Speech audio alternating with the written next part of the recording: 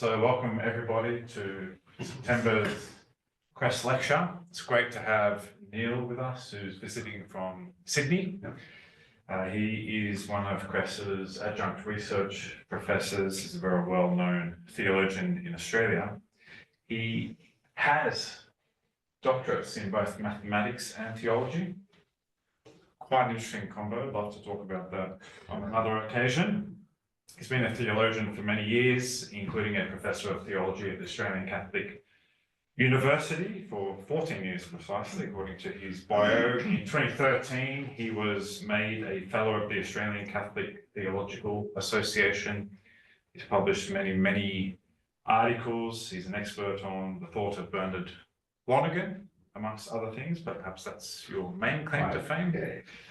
But today he's going to give a paper on the ecological thought of Pope Francis, which I'm very much looking forward to. Neil will talk for, as we always do, roughly 30 minutes, after which there'll be an opportunity for questions and to engage Neil. So with that intro out of the way, Neil, a very warm welcome to you, and the floor is yours. Well, thanks for that, and thanks for the invitation to come down and be part of CRES and ACCC. I'll get convertible. I use the opportunity to go to the Go Gown exhibition, which was an added pleasure, and to visit my sister who was down in Canberra. So I want to talk to you about the ecological thought of Pope Francis. Pope Francis is encyclical Laudato Si, which is coming up for its 10th anniversary next year. Is the most significant contribution to Catholic social teaching since the inception of that in the modern era, with the encyclical of Leo XIII, Rerum Novarum. Leo was seeking to address the most pressing social issue of his era, the immiseration of the workers in an unfettered market. His solution was to promote the workers' right to organise in unions, foster their interests, including enshrining the right to strike, which is very important. Pope Francis is concerned with the most pressing issue of his day, the immiseration of the earth, suffering under the weight of human pollution, poisoning our waters, the air, heating the planet at an intolerable rate, and devastating human lives, especially those who are least responsible for the causes of the problem before. So he calls on us all to, quote, hear the cry of the earth and the cry of the poor. So the title he took from Leonardo Bock's book of that name. Now the document's wide-ranging in terms of the environmental issues that it covers, and I'm not going to have time to deal with them all. But it deals with questions of biodiversity, habitat loss, overfishing, sea level rises, climate change, and on.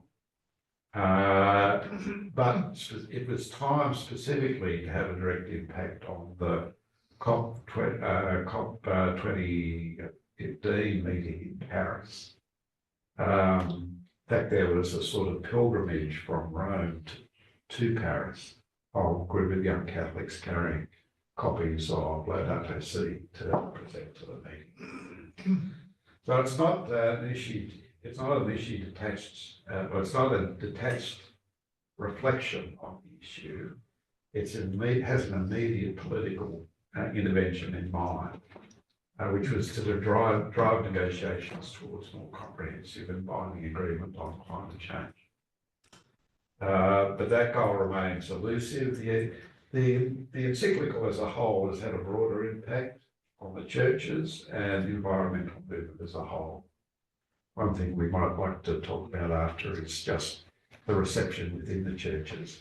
But in the environmental movement, it's been picked up in the same way that Rerum Novarum has been picked up on the significant document. Now, I just want to focus on four aspects. His handling of the text of Genesis 1:28 of dominion, the question of anthropocentrism, his critique of what he calls the technocratic paradigm, and lastly, his call for ecological conversion. So they're four distinct things I would look at. So the handling in Genesis 1:28. The encyclical has a few paragraphs discussing the text of Genesis 1:28. God blessed them and said to them, be fruitful and multiply, fill the earth and subdue it, and have dominion over the fish of the sea. Yes.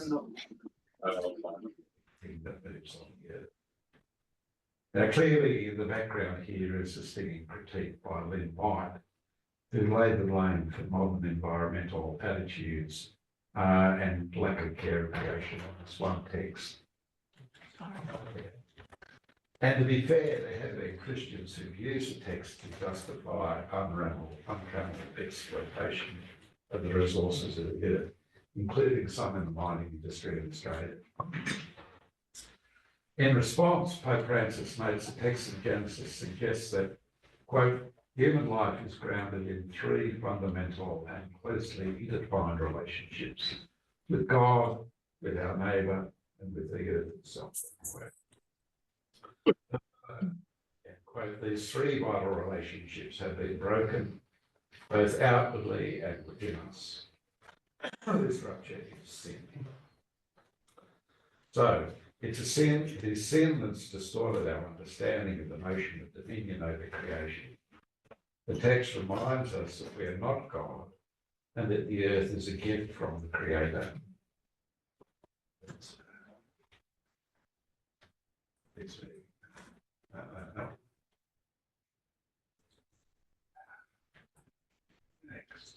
There we go. Now, I've got a number of these large quotes. I'm not going to read them. I'm going to put them up so that you sort of know what's going on, basically. So the thing I want to focus on here, amongst other things, is the sentence in the middle that I've capitalised. Two things to note here. First, clear reference to the work of Lynn White. Those responding to those who charge. So that's a reference to Lynn White's work. Second, the claim being made about the correct interpretation of the text. Popes don't often comment on correct interpretations of biblical texts. Over the centuries, there have only been about a dozen. That's all. Okay, so if you're relying on popes to give you biblical exegesis, you wouldn't start there. So it's not the. We're often reminded by naysayers of the encyclical that Laudato Si is not infallible teaching, and it's not. It's an encyclical. It's very, very important in the Catholic scheme of things, but no one's claiming it's infallible. But this particular choice of words, as understood by the Church, is a significant claim to papal authority, as I've seen Pope Francis make, because it's saying this, we cannot accept this interpretation of dominion within our tradition. And that's significant. So he's actually invoking apostolic authority when he says that. Now, he doesn't posit, and this again is a common feature of papal teaching, he doesn't posit a correct interpretation, but he rules out an incorrect interpretation. And of course, leaves it then to biblical scholars to try and do that. But he does give a more positive interpretation of the text by placing it within a larger context. Now, this is fairly familiar stuff to anyone who's done any biblical exegesis around these texts, to refer to the tilling and keeping and the cultivating and putting the text of Genesis 1:28 in a larger context. I think, as I say, anyone familiar with biblical exegesis would be familiar with this, and it's not, the Pope so isn't making startling new claims here, though sadly for many in the Catholic Church and perhaps a number of other churches, these claims are not very well known.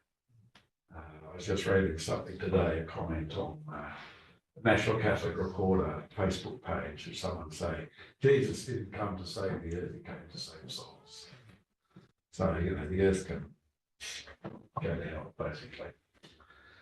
So this is an attempt to, again, say, okay, this is a larger context that it suggests. Now, if I just return to the suggestion that human life is grounded in three fundamental and closely intertwined relationships with God, with neighbour, and the earth itself, this lays claim to or the groundwork for the repeated claim in Encyclical of the interconnected nature of all things. So there are 7 times in the Encyclical where he says everything is connected. Everything is connected. And that's throughout, so 7 times.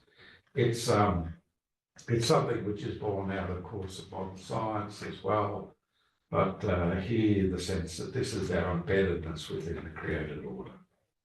The phrase that Pope Francis uses to describe this interconnection is integral ecology. Now, I must admit, I haven't this has become a bit of a phrase for a lot of people. I didn't pick it up on my first reading of the Encyclical. I didn't sort of notice how regularly he does come back to that term. But it is a term that's not been used to characterise his understanding. A term which embraces the totality of the non-human and human world in all their complex interactions. I mean, the language, the whole environmental language is difficult to find ways of talking about care for the earth. Well, we're part of the earth. Care for nature. We're part of nature.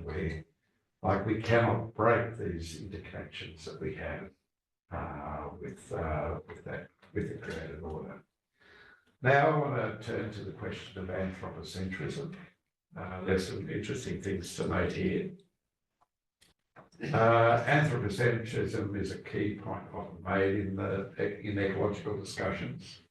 There's a lot of critique, of course, of anthropocentrism, that this is the problem, that we operate out of an anthropocentric perspective. And there are 7 particular references that he has to anthropocentrism within the encyclical. 8 if you count one of the titles of the section. Now, I will go through these just to spell them out. So clearly the Bible has no place for a tyrannical anthropocentrism. The Catechism clearly forcefully criticises a distorted anthropocentrism. Modernity has been marked by an excessive anthropocentrism. A misguided anthropocentrism need not necessarily yield to a biocentrism. It must not, nor must a critique of a misguided anthropocentrism underestimate the importance of interpersonal relations, and a misguided anthropocentrism leads to a misguided lifestyle.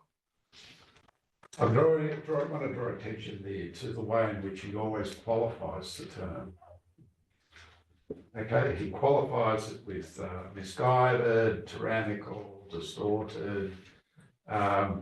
He's not actually ruling out some form of anthropocentrism altogether. Okay, what he's criticising is an excessive, misguided, and distorted anthropocentrism. So what do we make of this? The first one I want to make, so he doesn't want to abandon the unique place of human beings in creation. He's not diminishing humanity's special standing in any way. It's important because he recognises that not only have human beings made a mess of the world, they are the only ones now who have the responsibility to act to redeem the situation. No one else can.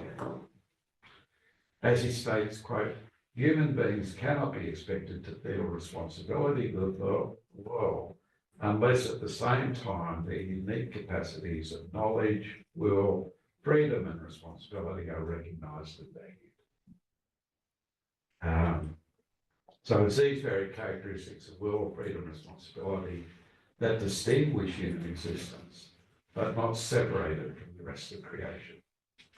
Again, I quote, so, Bible teaches that every man and woman is created out of love, in the image and likeness of God, shows immense dignity, it is capable of self-knowledge, of self-possession, and of freely giving himself and entering into community with other persons.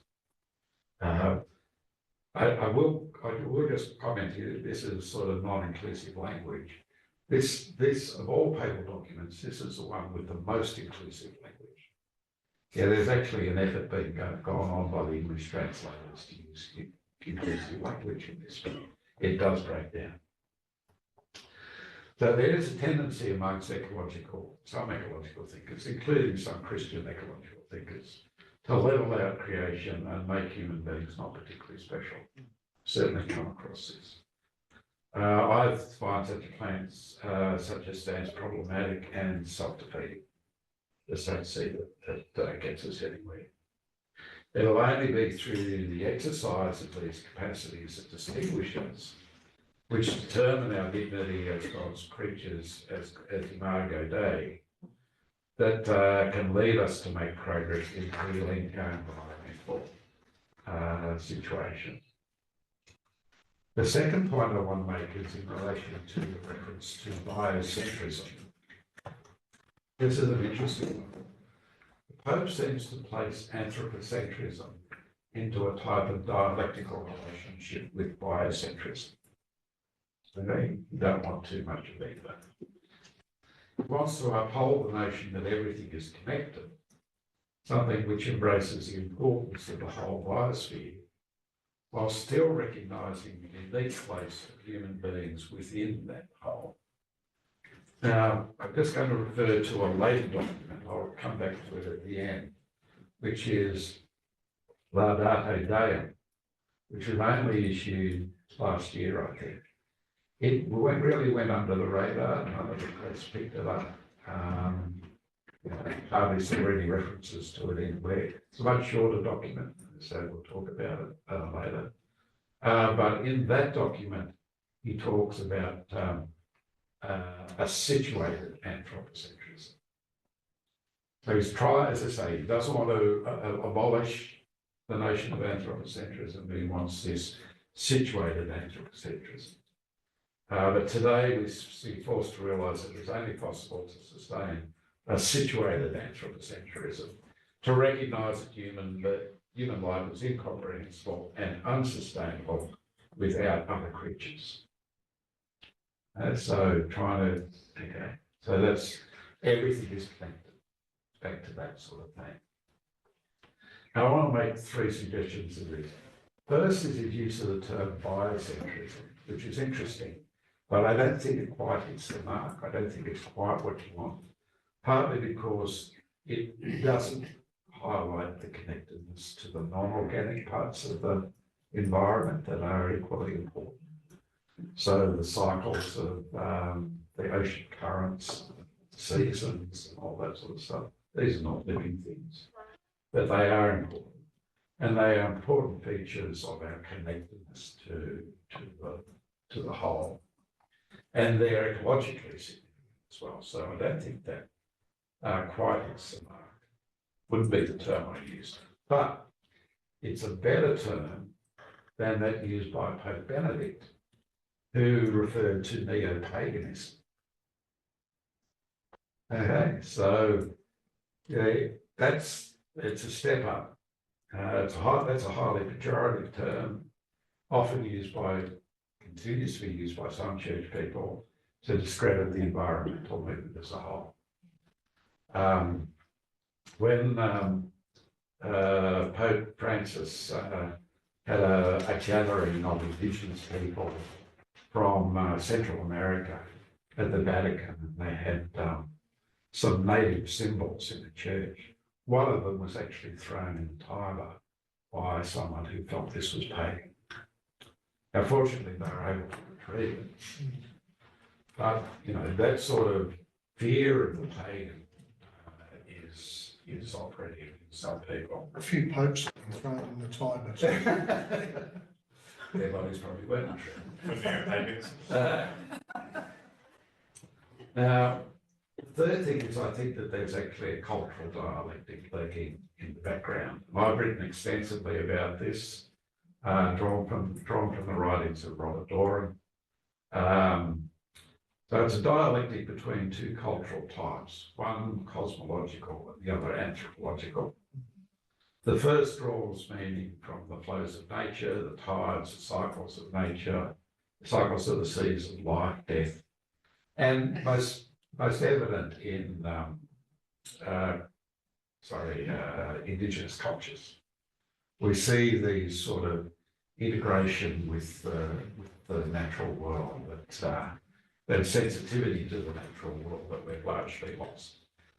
The second is the anthropological, is based on human capacity for reason, to transcend limitations, and it came to prominence in the Enlightenment, but was already present in the Greek breakthrough into philosophy. But now it's not just, an elite thing, something we're all sort of caught up in some way.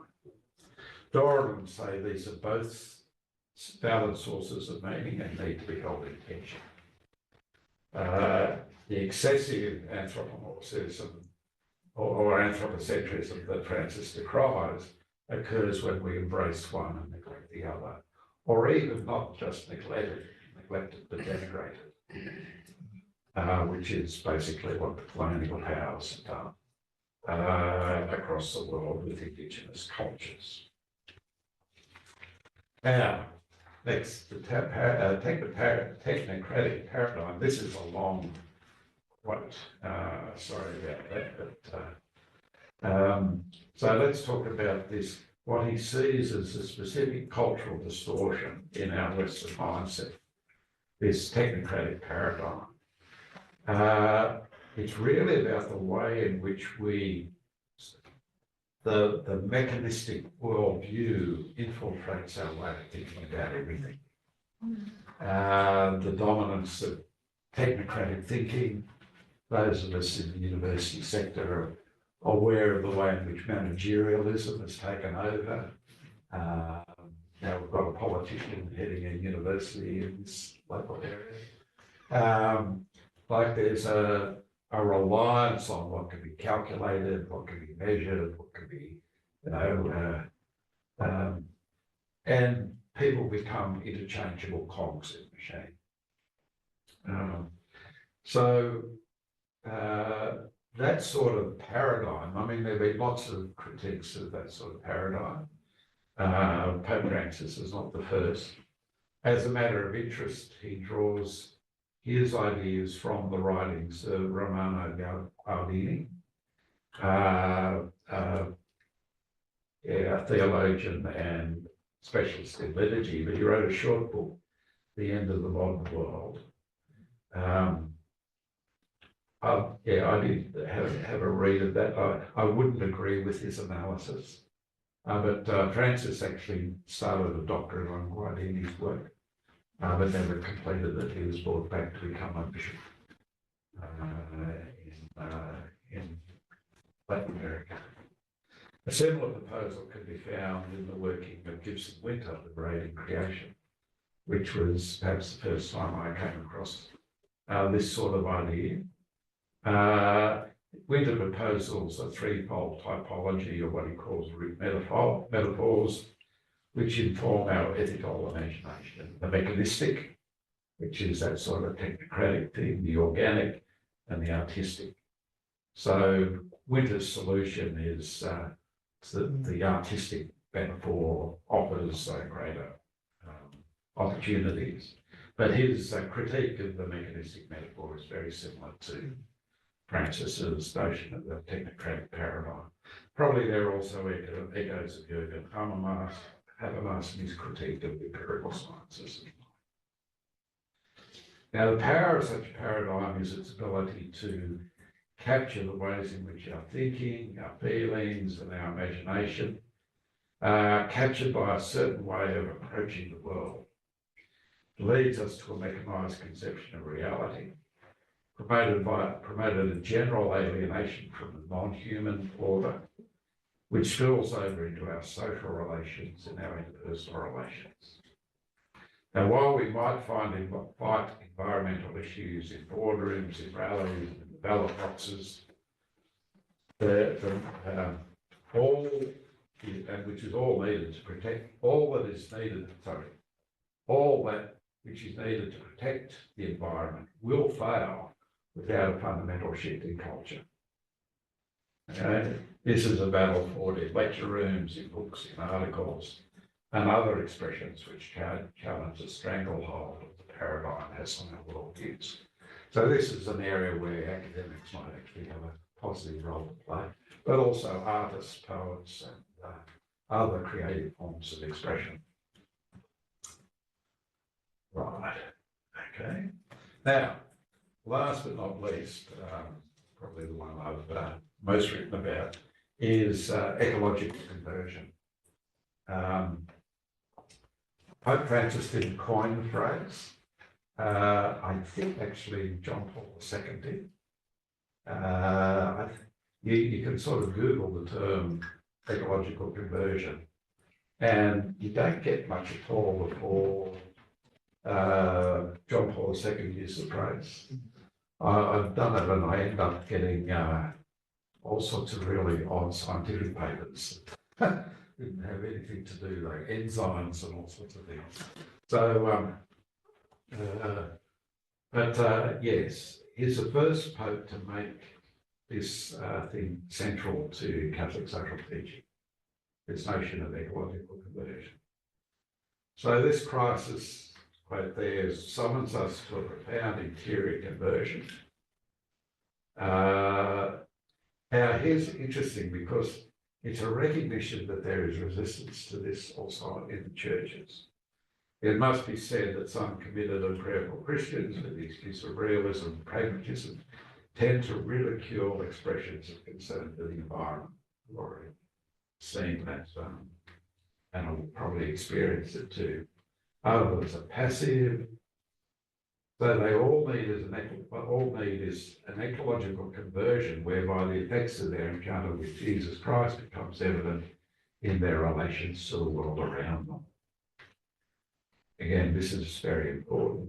Living our vocation as protectors of God's handiwork is essential to a life of virtue. Essential. It's not an optional or secondary aspect of our Christian experience. I think there, to be fair, this is a very contextual statement. It's talking about our present situation and the needs of our present situation. But yes, it's no longer can be seen as secondary. It has to be, it's an essential part of Christian life. So he's trying to overcome the disconnect we often see in Christian communities between their Christian faith and ecological concern. No end of people that my wife knows, my wife's very involved in this area, in interfaith and ecumenical discussions. People who are disaffected with Christian churches and can't find a home where their concerns about the environment are recognised. Just can't do it. So they leave. They're walking out of the church. They're going into secular organisations and movements. I've already mentioned derogatory comments about neo-pagans, demonising the green movement as watermelon, green on the outside, red on the inside. That was one of George Pell's favourite expressions. Worse, there are those who welcome the possibility of ecological Armageddon as ushering in the rapture. Yeah. They're just off the wall stuff. In its place, Francis insists not optional or secondary aspect of our Christian experience in this present age. Now, the mention is very Christocentric, but the message isn't specifically Christian. The implications of this type are evident throughout the encyclical, and I just want to raise 4 dimensions of that. There's a religious dimension, clearly. The need to reassess where human beings stand in the order of creation as revealed by God. The need to value the whole, the created order and its complexity and diversity. To recognise the world as a sacramental presence of the divine, which can enrich our relationship to God. Many of our liturgies, for example, have at most vestigial elements that refer to the non-human order. the offerings of bread and wine, the seasonal feasts of Christmas and Easter. And even then, we in the Southern Hemisphere are 6 months out of sync with the actual symbolism of what those feasts are about. There is currently a movement amongst some denominations, notably Catholics and Anglicans, to institute a feast of creation. Thus, as we have a feast of Easter and a feast of, it's one of the doctrines for which there is no liturgical celebration. There is in the Orthodox Church, but not in the Western tradition largely. Still, the experience of creation is more than just Christian and can be found in a range of religious traditions, religious movements. I believe the encyclical was very well received in India, for example. The Hindus thought this encyclical was wonderful and said, that's what we've been saying. So, now there's a moral dimension to ecological conversion as well, looking at patterns of consumption, minimising energy usage, recycling and reusing. Again, to quote the encyclical, only by cultivating sound virtues will people be able to make a selfless ecological commitment. A person who can afford to spend and consume more, who regularly uses less heating and wears warmer clothes, shows the kind of convictions and attitudes which will help to protect the environment. Still, Francis is realistic enough to know that this dimension is not enough. It says self-improvement on the part of the individual will not by itself remedy the extreme situation facing our world today. It's necessary, but it's not enough. The cultural dimension, I've already mentioned the technocratic paradigm. Here I'd stress his comments about Indigenous cultures. Not extensive, he's picked it up more in some of his more recent documents. It is essential to show special care for Indigenous communities and their cultural traditions. For them, land is not a commodity, but rather a gift from God and from their ancestors who rest there, a sacred place in which they need to interact if they are to maintain their identity and values. Finally, there's a social dimension to this. The technological, economic and political activities. Francis is scathing of the failures of politicians of business, swayed by purely economic concerns. Quote, politics and business have been slow to react in a way commensurate with the urgency of the challenges facing our world. On the other hand, he praises the work of environmental groups and movements that seek to protect creation through pressuring government to enact environmental legislation. An admirable creativity and generosity is shown by persons and groups who respond to environmental limitations by alleviating the adverse effects of their surroundings and learn to reorient their lives amid disorder and uncertainty. To my mind, it's the social dimension which is the most urgent. I said the cultural of things is simple. Cultural changes are measured in decades and centuries, and we haven't got that long. This is too long a time frame for the changes we need to be effective. Cultural changes will be needed, but it's the political action which is most urgent. Now, just some brief comments on Laudato Deum. This other document, released 12 months ago, attracted far less attention, much tighter focus than Laudato Si. Deals exclusively with the issue of climate change. He's really feeling the urgency of that. And it was targeted towards the COP28 negotiations in Dubai, quite explicit about that. Most of the themes are the same, but what it does show is how seriously Pope Francis is taking the problem of climate change and the urgency he feels about the need for action in relationship to it. These are just a couple of articles you might be interested. One is ecological conversion, what does it mean? Which I did with a Canadian colleague, Christina Vanna. we're currently hoping to turn that into a sort of popular book. And the other is the law of the cross and climate change. What role does redemptive suffering have to play in turning around our environmental situation? And just a final nice picture.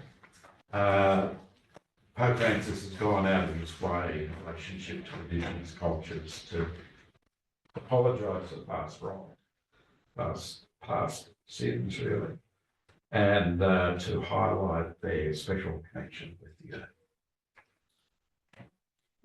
That's it. Thank you very much, Neil.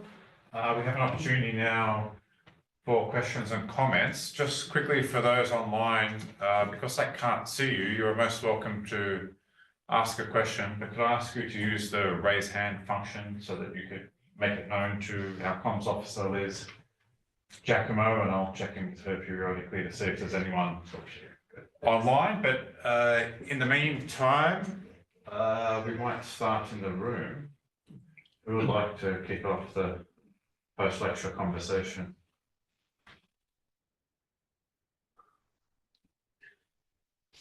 I think I just find myself in so much agreement that I. It's no fun, Peter. We know there are naysayers, and I'm interested in I'm interested in a couple of things here, but one is your thoughts on the nature of the theological objections, if you can call them that, which are being mounted. Now I can see two, a kind of a dualism that comes out of misunderstood Catholic scholasticism, and which can be quite militant. And the other is a view of divine sovereignty that comes out of Calvinist Protestantism, which often goes with a scientific instrumentalism. That's two that I can think of, but and I'm just wondering if you could explore or add to that a little. Yeah, look,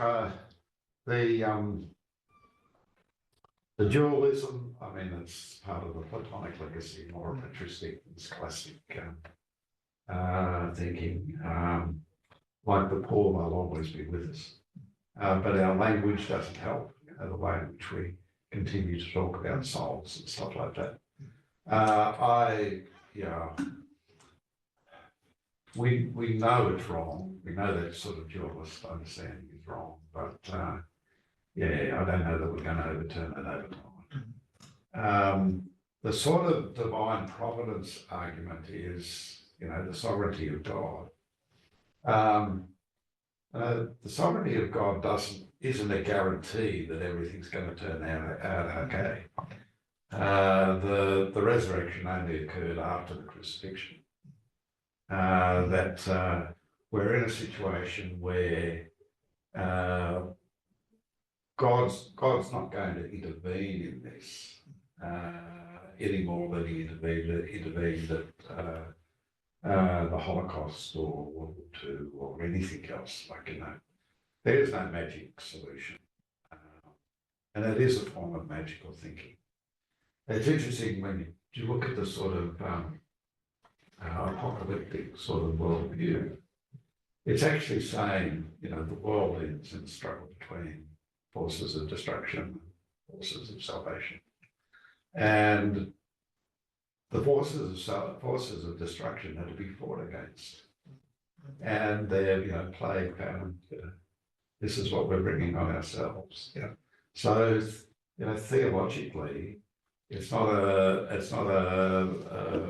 motivation for sitting back and doing nothing. This is a time of trial for which we all want to be saved. But it is a trial, and I really, I've got 11 grandkids at present. Don't think I'll be getting any more, but I really worry about the world they're going to grow up in, and their children are going to grow up in, because it's going to be a much diminished experience of the natural world or the non-human world than we're able to have. I don't know what to do about the dualism thing. It's just wrong. but it remains. The other, I think, is theologically quite weak. Yeah, good, thanks. Who else would like to ask a question or make a comment? I feel like we're sitting in the wrong venue. I feel like we should be out in the chapel. Well, This conversation. I suppose the thing I'd like to go back to is just how this is being received in our churches and in our faith communities. I find it can continue to be quite stunning how poorly the churches, especially my church, the Catholic Church in Australia, has taken this up, and in America, it's just a mess. Interestingly, the Uniting Church last year declared, in Australia, declared Laudate Si to be a sort of received document by the church community, by the Uniting Church community, which I thought was significant. They see it as part of the sort of cloud of witnesses of Christian faith. When the Ecological was launched, there was after the Ecological came out, there was the Dangerous Conversations of Dangerous Minds event in Sydney that they had, and they had Naomi Klein speaking. Here she was in the auditorium of the Opera House, 2,000 people there, and she held up a copy of Laudate Si and said, everyone should read this document. Okay, everyone should read this document. My wife and I were asked to present at a conference down in Tasmania, which is a secular conference. We were the two sort of religious speakers, and I was doing some stuff on Laudate Si. First thing I said, who has read the document? Half of them had read the document. I would wager a bet that not half of the Catholic priests in the Sydney diocese have read the document. If that many. If that many. Just, I would hope the bishops have, but most of them haven't done it. My wife's running a campaign to get dioceses to divest from fossil fuel investments. Pushing shit uphill, if you don't mind the expression. They defer to their CFOs. The CFOs just say, oh, it's too complicated. Yeah. Though we did hear yesterday that Melbourne Archdiocese at last is divesting to bring their investment strategy in line with Catholic social teaching. Cheers, good. We know one other diocese, Newcastle, has done the same. Newcastle Maitland has divested. Broken Bay, so it's called, yeah. But one of the bishops said, oh, I'm interested. You mentioned the comment, Jesus came to save souls, not save. Yeah. And you mentioned ecological conversion, and then your paper, The Law of the Cross and Climate Change. I did some work on this a couple of years ago, and I was helped by a Spanish Venezuelan Jesuit theologian called Pedro Trigo, who wrote a book a couple of decades ago on creation and history, and this gelled with the work I was doing on René Girard and ontological violence. Oh. And it helped me to see that the P narrative in Genesis, and so much at the beginning of Genesis, is really a form of liberation theology, in the sense that it calls out the terrible view of reality that comes from Babylonian religion and challenges the covenant faith of Israel, and represents an alternative view of how the world came. Yes. It came to being, in which we can receive the world as a gift and see it as our home. Yeah. And consequently, it can be a mistake to just try to fit the creation narrative together with science, because it's really more to do with political theology And so my simple point is that a theology of redemption leads to a correct theology of creation. If our souls are saved, then our lives are transformed into people who want to save the world. But maybe not the other. But maybe it doesn't work it's not meant to work the other way unless you happen to have a very godly predisposition anyway. But part of the encyclical is this call to listen to the cry of the earth. I mean, there is something we have to listen to creation. In the paper I did with my colleague Christina Banner, we analysed ecological conversion according to 4 different types of conversion that Lonergan and Robert Doran talked about. And the one that still fascinates me the most is what Doran calls psychic conversion. And there is a real psychological disconnect between modern living and the natural world, which is preventing us from hearing the suffering of the natural world. It's and I feel it in myself. I'm trying to get over it, but my wife's much better at this. She goes into nature. She feels at home. No, I don't. I feel, rocks and stones, insects. But there is something. There's something we've lost. We protect ourselves from extremes of climate. We isolate ourselves in buildings, and we don't get outside where we live in a built environment, and we're losing touch with the rhythms of nature, the limitations that the natural world imposes on us. And it creates this sort of illusion of power over things. Our kids, or our grandkids, their experience of food is something you buy in a shop. My daughter's lives in Malbank, so this is part of Western Sydney suburbia. So she's got chooks and grows a lot of her own food on the suburban block because she wants to see her kids understand that this is where food comes from. And that there are seasons when you plant and there are seasons when you harvest. Most children don't grow up with that. They just don't grow up. Our children do grow up with it. So I think there's a lot of healing that has to go on in us to help us overcome that rupture. Otherwise, the very images of Thomas Aquinas or Aristotle called phantasms that we need to understand what are going on can't arise. Can I just pick up the last point, because I think it's very helpful. Would you agree that in a way the problem with Francis's pontificate is that he doesn't extend the healing to enough areas?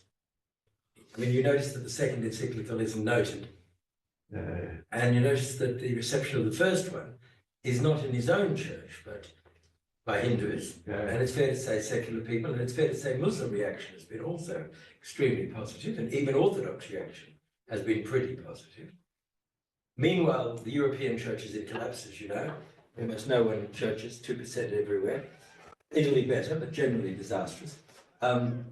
And yes, they're doing well in countries that are still not modernized, but they'll go out of existence there once the modernity comes.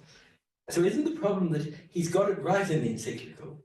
Because he's seen the ecological conversion, he's seen the healing thing.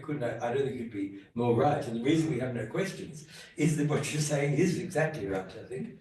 But the need is to take that healing impulse into more and more domains. It isn't enough just to ask for ecological conversion. You have to get the idea that Christianity heals. and we need to heal almost all of it. And if you pick a tiny bit of it, you will have an impact, but in the end, probably won't happen. Yeah, look, as I say, there is the continued resistance and lack of perception within Catholic Church itself is both puzzling and problematic. You know, and he has tried to operate on so many different agendas. You know, the sexual abuse issue has been an enormous thing, as it has for previous popes. This move towards synodality, which is really trying to reshape the whole life of the church. Like, it's a big ask, and he's failing in strengthening stuff. He's set a number of different agendas for himself, and I think it's killing him, the pace of it all. So we had our professional association meeting in July, and it was all on this synodality project. And I must say, I'm fairly sceptical that it will be sustainable in the long run.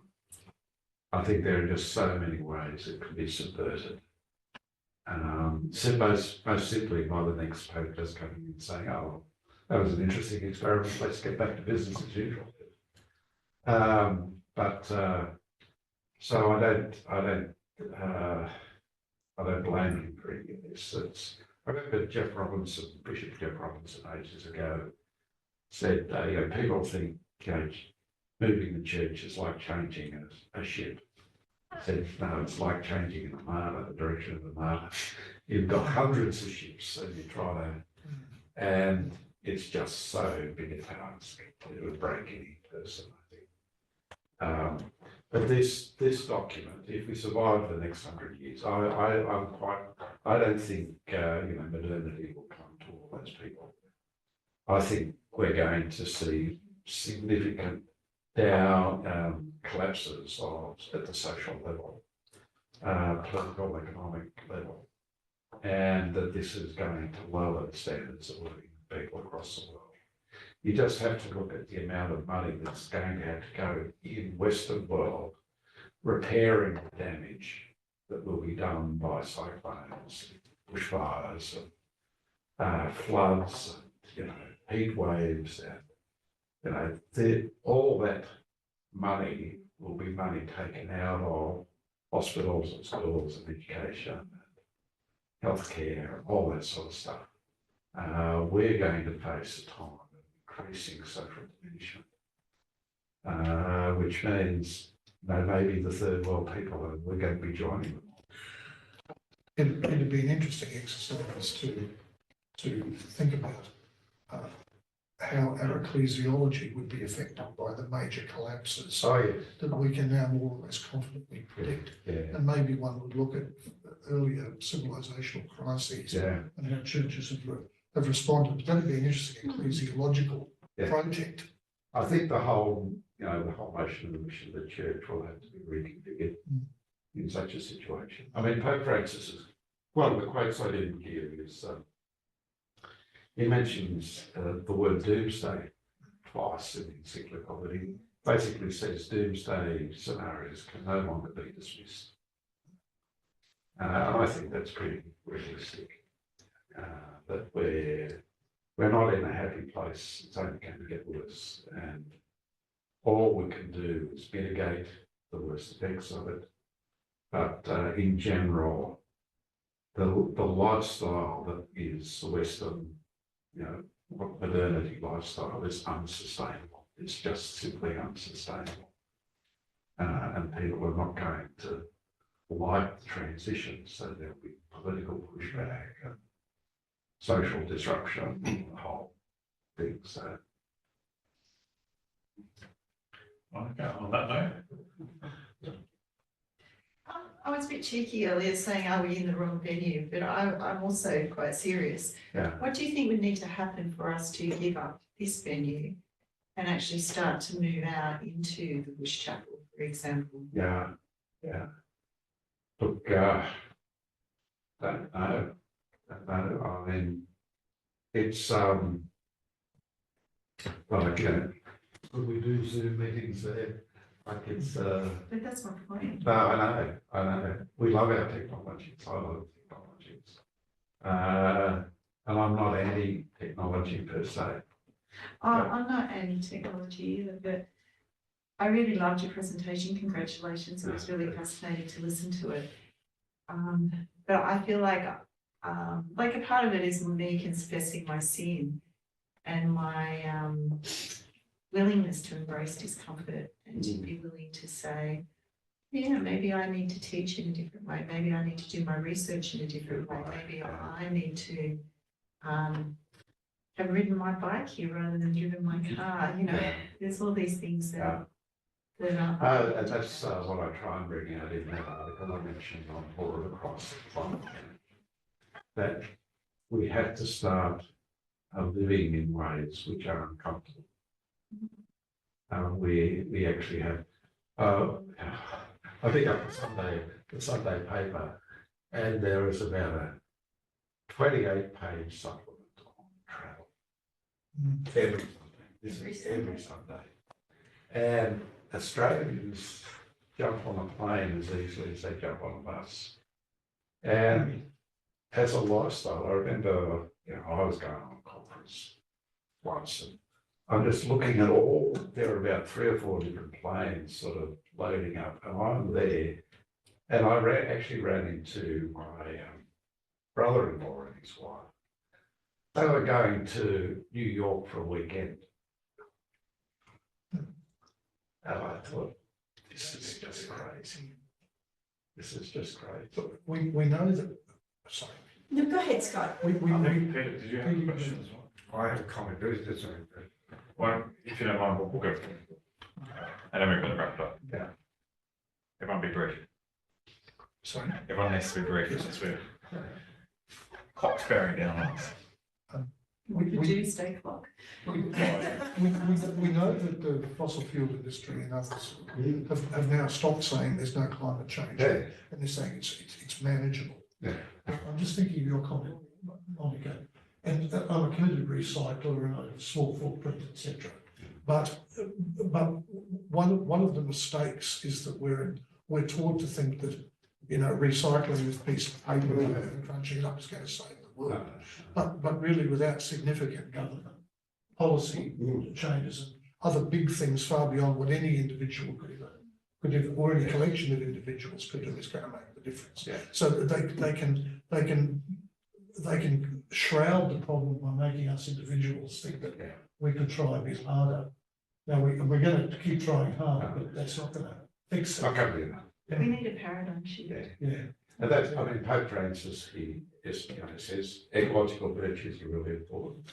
Recycling, all that sort of stuff, really very important. The big changes that need to take place are at the political, economic level.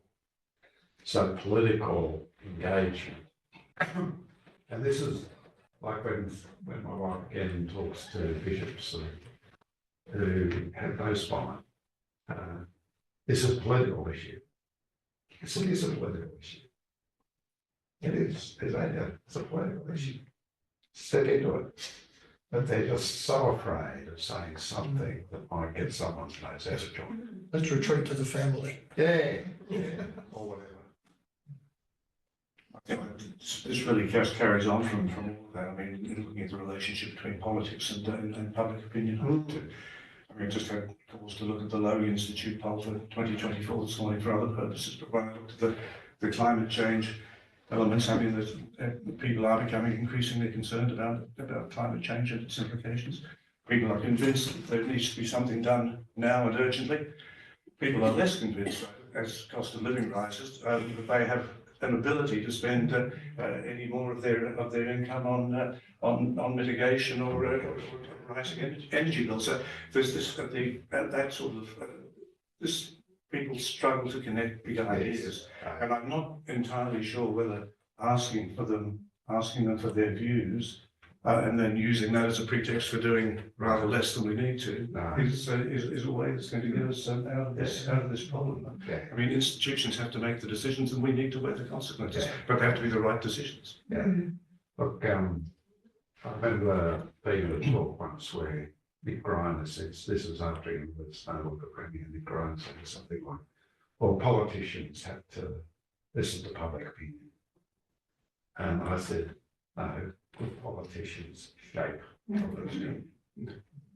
And we have had various attempts by some of our leading politicians to shape public opinion on this issue, only to counter Tony Abbott, Scott Morrison, and now Peter Dunn, who just think there's no problem here to be solved. So, you know, we need to support those politicians who are willing to step up and say we need things like a carbon tax, we need to not be opening coal mines and gas fields, and always just going to be stranded assets if we had a sensible world, but we don't. Final question. A few minutes ago, you said Pope Francis is not anti. And that triggered an idea in my mind that I think so much of the reception of Laudato Si has focused on some of the anti aspects. And when I reread parts of Laudato Si today, and just when you were putting up some of them, I looked at them.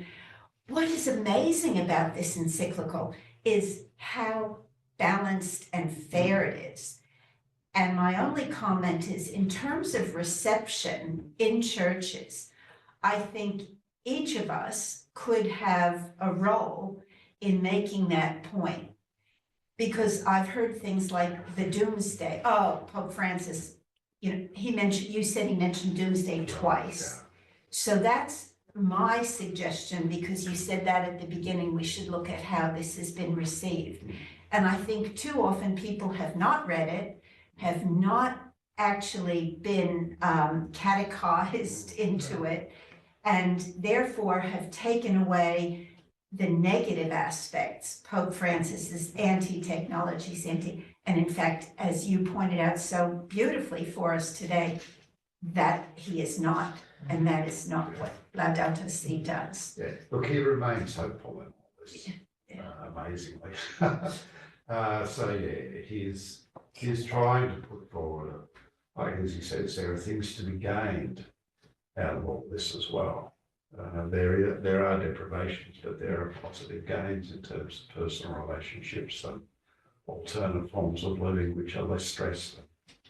So there are positive things there, but we have to read this well. yeah, well, we have to read it. Carol, thank you so much for coming down and giving us that fascinating paper. Thanks everyone for being a part of it. Why don't you join me in giving?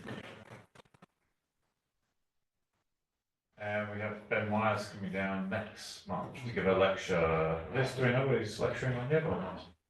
Ben Myers? I'm not sure. I think it won't tell me, and I can't. Anyway, it's a surprise. So I have no idea what it is, but I will let everyone know soon. Okay, great.